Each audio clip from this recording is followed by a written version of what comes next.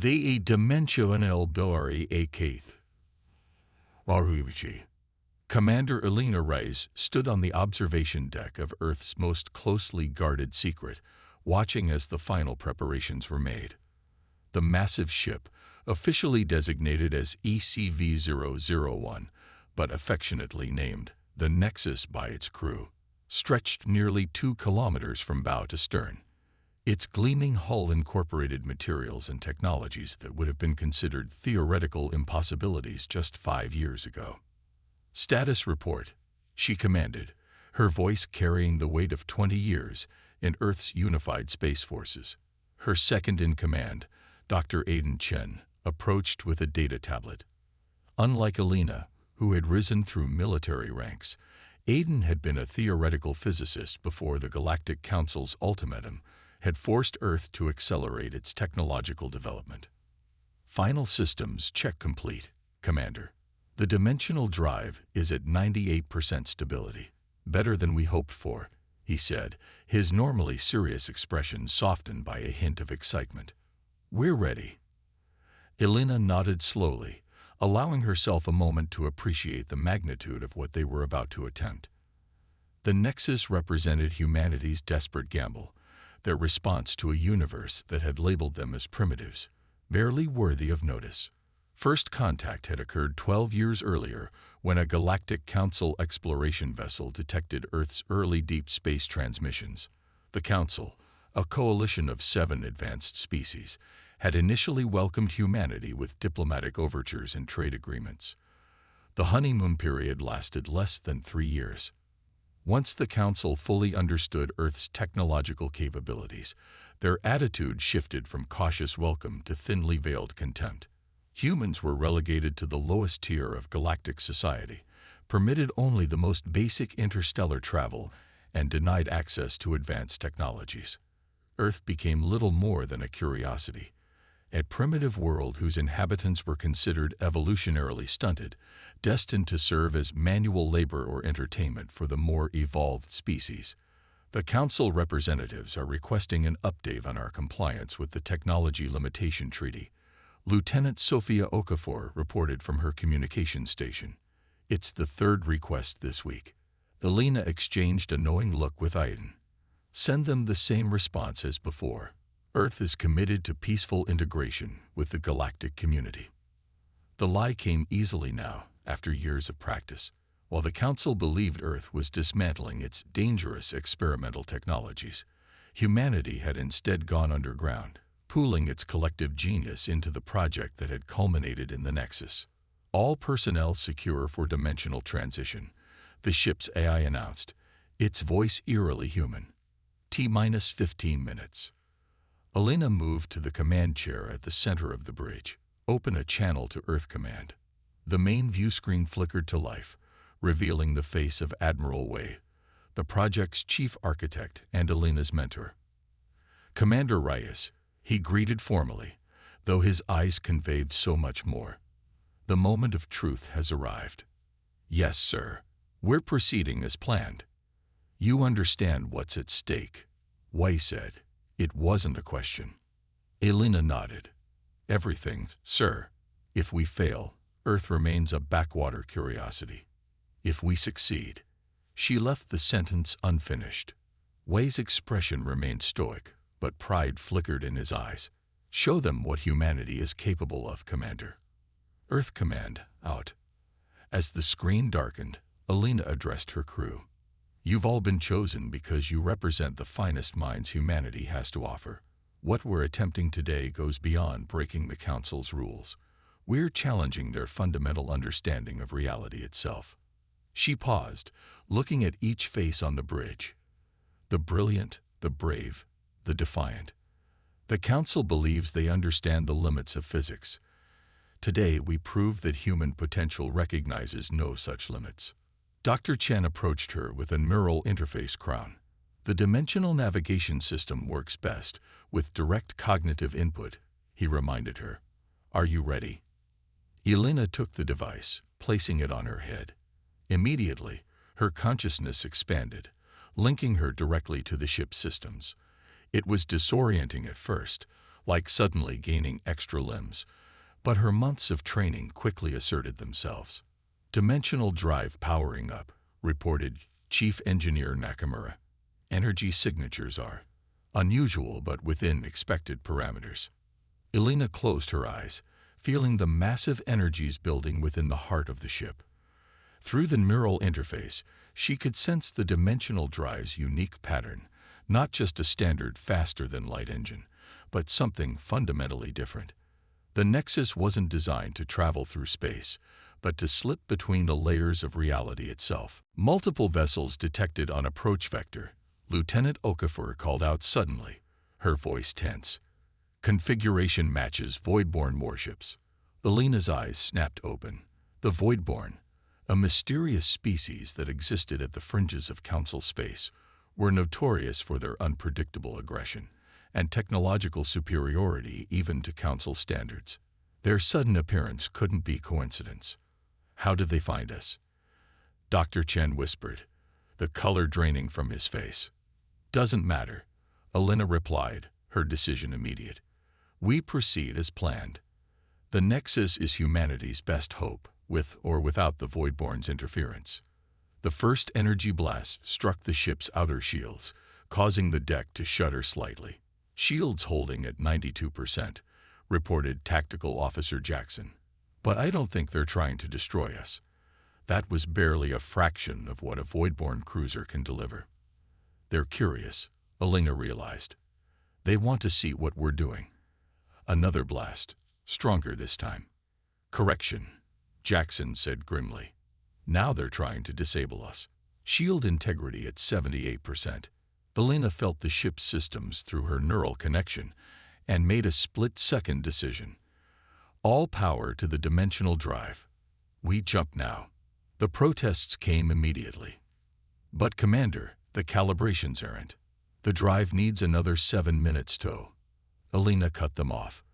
We don't have 7 minutes. Initiate the jump sequence.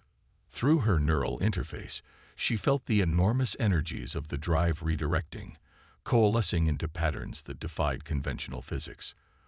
The Nexus wasn't going to travel faster than light. It was going to step sideways into a different layer of reality altogether. 3 Voidborn destroyers have locked weapons, Okafor reported, her voice steady despite the threat. The view screen showed the sleek, predatory silhouettes of the alien vessels, their hulls seeming to absorb light rather than reflect it. Energy gathered at their weapon ports. Dimensional transition in 5, 4. Chief Engineer Nakamura counted down. The first Voidborn weapons fired, lances of impossible energy that should have torn through the Nexus's shields like tissue paper. 3, 2. The energy beams approached, twisting strangely as they neared the ship. 1. Transition initiated. Reality fractured. There was no other way to describe it. Through her neural interface, Elena experienced the transition as a moment of impossible perspective, as if suddenly gaining the ability to see in all directions simultaneously, including dimensions that had no names in human language. The bridge crew gasped collectively as the view screen showed the space around them transform. Stars stretched, twisted, and then reformed into entirely different patterns. The Voidborn ships vanished, replaced by a swirling nebula that hadn't been there moments before. Transition complete, Nakamura announced, his voice barely above a whisper. We did it. But Elena could feel through the neural interface that something was different. Not wrong, exactly, but unexpected. The ship had changed during the transition. The dimensional drive hadn't simply moved them through space, it had altered the Nexus itself. Status report, she ordered, removing the neural crown to clear her thoughts. Dr. Chen was already studying the ship's diagnostics, his expression shifting from confusion to wonder. The ship's molecular structure has been reconfigured somehow. It's still made of the same materials, but they're arranged differently at the quantum level. Is that bad? Elena asked. I don't think so, Chen replied slowly. If anything, the structural integrity has improved. But that's not all. He looked up, his eyes wide. The dimensional drive isn't just a drive anymore. It's become integrated with every system on the ship. The Nexus itself has become a dimensional anomaly. Before Elena could process this information, Lieutenant Okafor interrupted. "Commander, we have company. Multiple vessels on an intercept course. They're Council ships." The main view screen shifted to show a formation of sleek, organic-looking vessels, the unmistakable design of the Araxian Dominion, the most technologically advanced of the Council species. "How is that possible?" Jackson demanded. "We should be thousands of light-years from Council space. The dimensional jump didn't just move us through space," Dr. Chen explained, studying his readings. "It moved us through possibility. We're in a different layer of reality, one where the Council apparently has a presence in this region." A communication request flashed on Okafor's console. "They're hailing us, Commander." Elena straightened her uniform, feeling the weight of humanity's future on her shoulders. "Put them through." The screen flickered, revealing an Araxian High Commander, distinguished by the intricate patterns on its exoskeleton. Its multifaceted eyes regarded Elena with clear surprise. "Unknown vessel," it began, its translator converting the clicking speech into English. "You have entered restricted Araxian space through means we cannot identify. Explain your presence and how you bypassed our sensor network." Elena stood tall, projecting a confidence she didn't entirely feel. "This is Commander Elena Reyes of the Earth vessel Nexus. We are on a peaceful mission of exploration, testing a new form of propulsion." The Araxian's antennae twitched, a sign of agitation or disbelief. "Earth? The primitive world from Sector 7G. Impossible. Your species lacks the technological capacity for the energy signatures we're detecting." "Evidently," Elena replied coolly, "your assessment of our capabilities requires updating." The Araxian moved closer to its visual sensors, studying Elena and the bridge behind her. No human vessel cooled.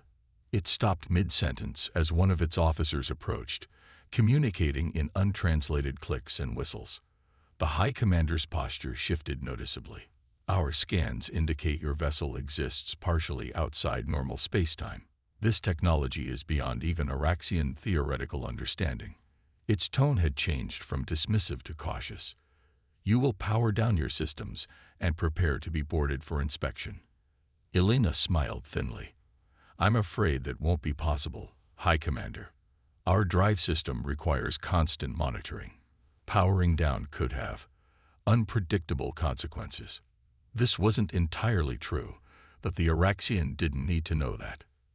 "You dare refuse a direct order from—" "We dare to assert our sovereignty," Elena interrupted. "Earth is not a subject world, but an independent member of the galactic community. We will cooperate with reasonable requests, but we will not surrender our vessel." The Araxian's mandibles clicked rapidly, a sign of intense emotion. "You will comply or—" At that moment, Dr. Chen called out, "Commander, the dimensional drive is showing unusual activity. I think it's responding to the Araxian scanning beams." Through the view screen, Elena could see the Araxian ships suddenly back away, their formation breaking. "What's happening?" Elena demanded. "The ship is generating some kind of dimensional field," Chen explained, his voice filled with wonder. "It's creating a localized reality distortion. I think the Nexus is defending itself." The Araxian commander was now issuing frantic orders to its fleet. "Cease all scans. Disengage immediately. The human vessel is generating reality fractures." Elena watched in amazement as the space around the Nexus seemed to ripple, like heat waves over desert sand. The Araxian ships retreated further, clearly alarmed by whatever their instruments were telling them. "The Nexus isn't just a ship," Dr. Chen whispered, staring at his readings. "It's become something else entirely. Something new." The Araxian commander addressed Elena once more, its translator struggling to convey the complex emotions in its voice. "Commander Reyes of Earth, your vessel presents an unprecedented situation. The Council must be consulted. You will remain here while we establish communication with Council authorities. Elena nodded, maintaining her composed facade. We're happy to wait, High Commander. In the meantime, perhaps this encounter can serve as the beginning of a new understanding between our peoples. As the communication ended, the bridge crew looked to Elena with a mixture of apprehension and excitement. What just happened? Lieutenant Jackson asked. Elena turned to Dr. Chen. Doctor, I think you need to tell us exactly what our ship has become. Chen shook his head slowly, his expression a mixture of scientific fascination and awe. I'm not entirely sure yet, but one thing is clear. The Nexus isn't just a vehicle anymore. It's become a bridge between realities, existing simultaneously in multiple dimensional states. He looked up at the crew, his eyes bright with realization. The Council thought they understood the boundaries of what was possible. What we've created here doesn't just push those boundaries. It renders them completely meaningless. Elena gazed at the retreating Araxian vessels on the view screen, then at her crew, humans who had just demonstrated that imagination and determination could transcend the limits imposed by those who thought themselves superior. Send a message to Earth Command, she ordered Okafor. Tell them Phase 1 is complete. And add this. They laughed at humanity until our ship emerged from another dimension. REWR-TNG. The next 48 hours aboard the Nexus were a whirlwind of discovery.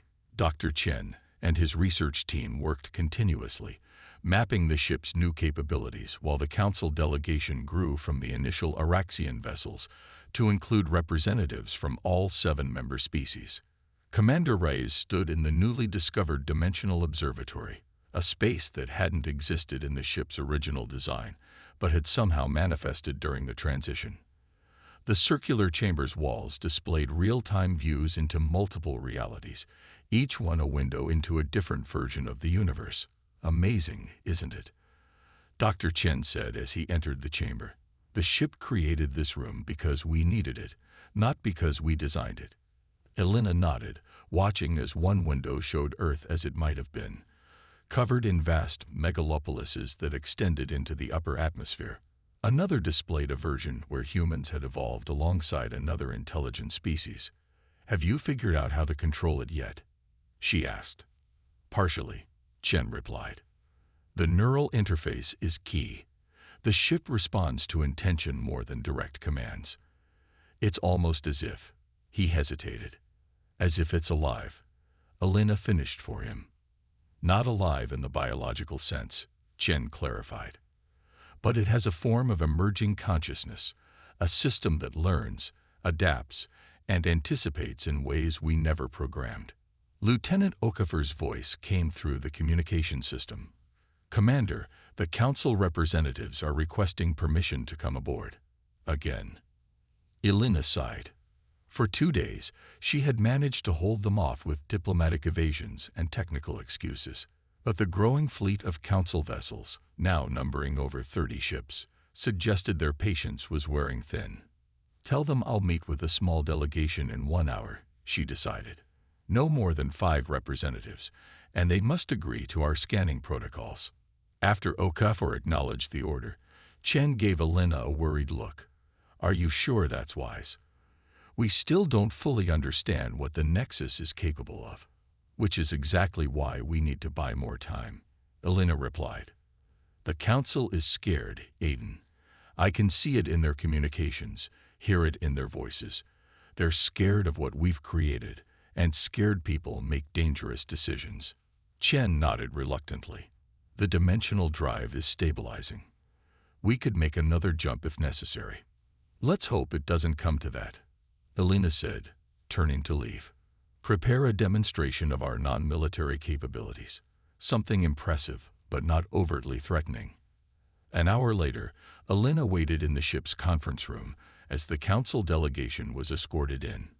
5 representatives entered, 1 Araxian, 1 Tellurian, a crystalline species that communicated through light patterns, a Morrigan, vaguely humanoid, but with 4 arms and gray skin, a Vox, a gaseous entity contained within an environmental suit, and to Elena's surprise, a voidborn. The voidborn's presence was particularly unsettling.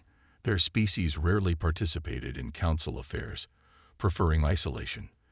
This one was tall and slender, its skin so black it seemed to absorb light, with elongated limbs and a featureless face, save for 3 silver eyes arranged in a triangle. "Commander Reyes," the Araxian began, "I am High Counselor Zixal. These are my colleagues from the Galactic Council's Special Technologies Division."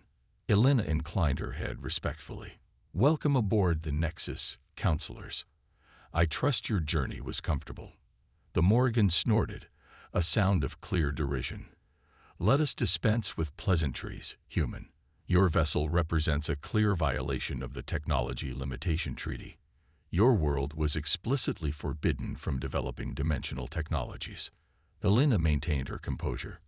"Counselor, the treaty restricted Earth from developing technologies that could destabilize the galactic order. The Nexus is a research vessel designed for peaceful exploration. A weapon," the Voidborn stated, its voice like rustling leaves.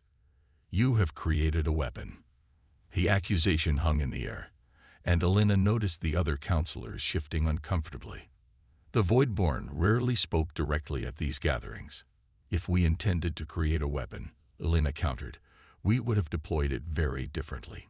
Instead, we've remained in communication and demonstrated no hostile intent." The Tellurian's crystals flashed in complex patterns, which a translator converted. "Your intent is irrelevant. The technology itself disrupts the fundamental principles upon which interspecies peace is maintained. No single species should possess the capability to alter reality." Elena spread her hands in a conciliatory gesture. "Then perhaps this is an opportunity for collaboration rather than conflict. The Nexus represents a new frontier in science, one that could benefit all species." The Vox's containment suit hummed as it processed her words. "Your species was judged insufficiently developed for full council membership barely a decade ago. Now you claim to offer technological insights to races thousands of years your senior." The condescension in its tone was unmistakable, and Elena felt her diplomatic patience wearing thin. "With respect, Counselor," she replied, her voice cooling. "Age does not always equate to vision. Sometimes fresh perspective is precisely what's needed to advance understanding." The Voidborn moved closer, its movement unnaturally fluid. "Show us." Elena blinked. "Excuse me?" "Show us this perspective," it elaborated. "Demonstrate the capability you claim is meant for peace."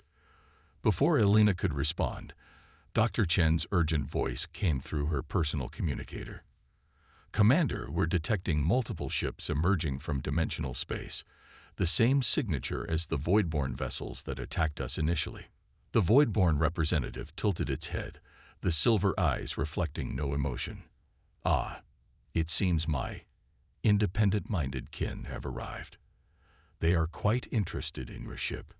The conference room's emergency lighting activated as the ship's AI announced. "Alert. Multiple hostile vessels detected. Weapons locks detected. Initiating defensive protocols."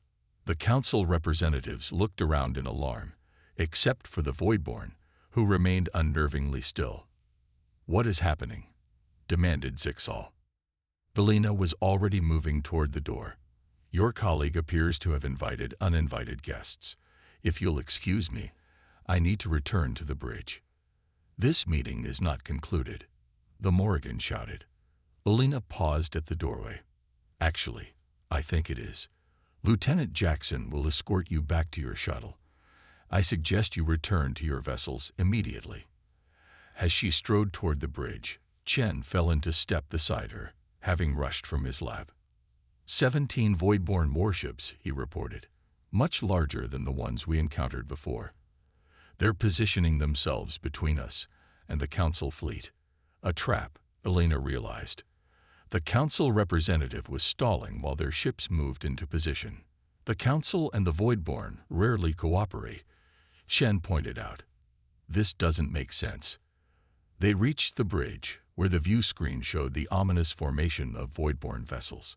Unlike the elegant designs of council ships, these were angular, aggressive, their black hulls seeming to tear at the fabric of space around them. Incoming transmission, Okafor announced. The screen shifted to show a void-borne commander, indistinguishable from the representative Elena had just left in the conference room. Human vessel, it began without preamble. Your dimensional technology belongs to us now. Surrender your ship or be destroyed. Elena took her command chair. I don't understand. The Voidborn are council members. Why would you attack us in front of the entire council fleet? The Voidborn's triple eyes narrowed slightly. The council is irrelevant. They have hidden the truth for millennia, restricting advancement while hoarding dimensional knowledge for themselves. Your ship proves what we have long suspected, that lesser races can achieve what the council claims is impossible. This revelation stunned Elena. You're saying the council already has dimensional technology?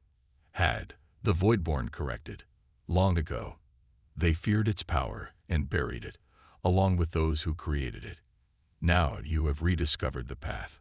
Surrender your vessel, and we will spare your crew.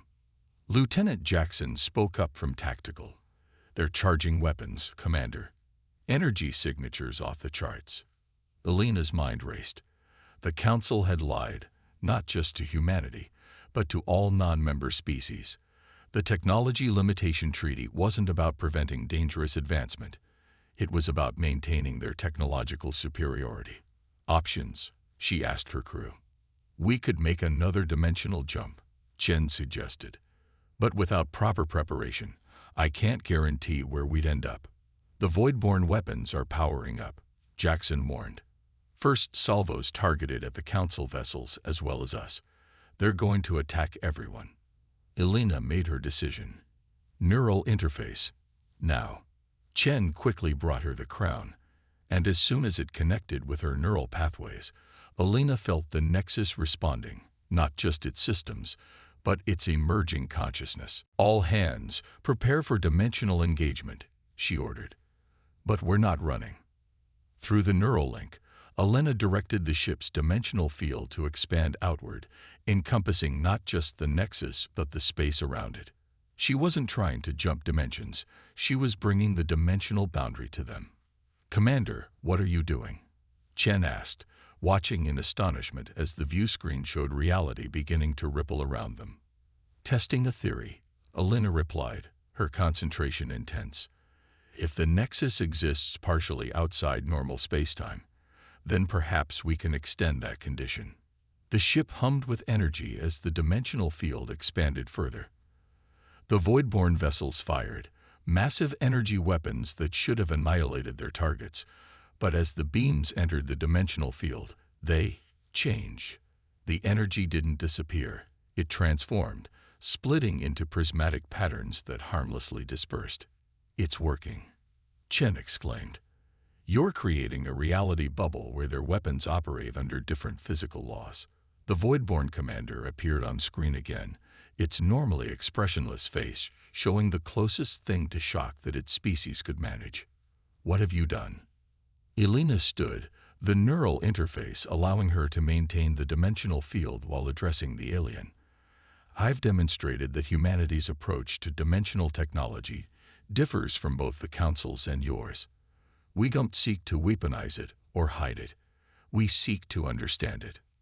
Through the view screen, they could see the Voidborn ships attempting to retreat, only to find themselves caught in the dimensional field. Not damaged, but unable to engage their own drives while inside Elena's reality bubble. Commander, Chen said urgently, the Council ships are hailing us. Put them through, Elena ordered, but maintain the field. The screen split to show both the Voidborn commander and Counselor Zixal. The Araxian's antennae were vibrating with agitation. Human, it began, its translator struggling with its rapid speech. You must deactivate whatever technology you're employing immediately. You're creating dimensional instabilities that could collapse this entire sector. Actually, Dr. Chen interjected, studying his instruments, the field is remarkably stable. It's not collapsing space-time. It's harmonizing it across multiple dimensional states. Impossible, the Araxian insisted. Our research proved that dimensional fields inevitably collapse into singularities. Your research was flawed, Chen replied simply, or perhaps deliberately limited. The Voidborn commander had been observing silently. Now it spoke. You have achieved what both our civilizations failed to do. The Council buried their dimensional technology after the cataclysm, believing it too dangerous. We sought to weaponize it, believing power was the only path to truth. It paused, its triple eyes studying Elena with new intensity. But you humans have found another way. Elena maintained the dimensional field with part of her consciousness while addressing both alien leaders. The Nexus isn't just a ship or a weapon. It's a bridge, a means of understanding reality from multiple perspectives simultaneously. She turned to the Araxian. The Council feared this technology because you approached it with fear. Then to the Voidborn.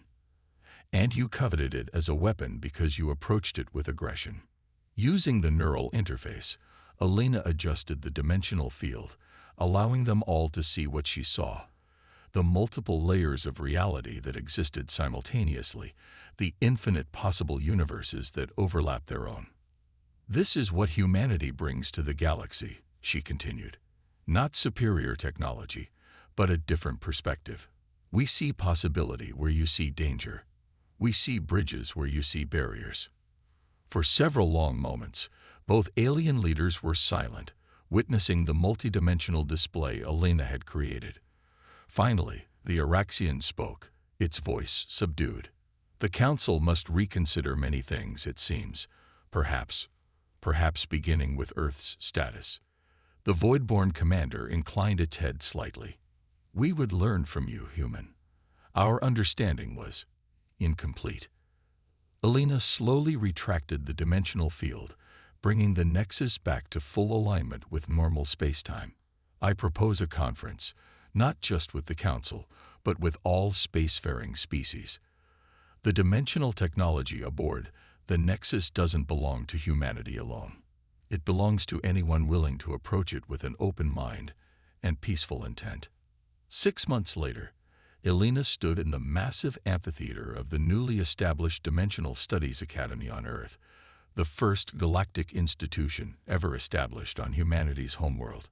Representatives from over 30 species filled the chamber, including all council members and, surprisingly, a contingent of Voidborn scientists. Dr. Chen joined her at the podium as she prepared to address the gathering.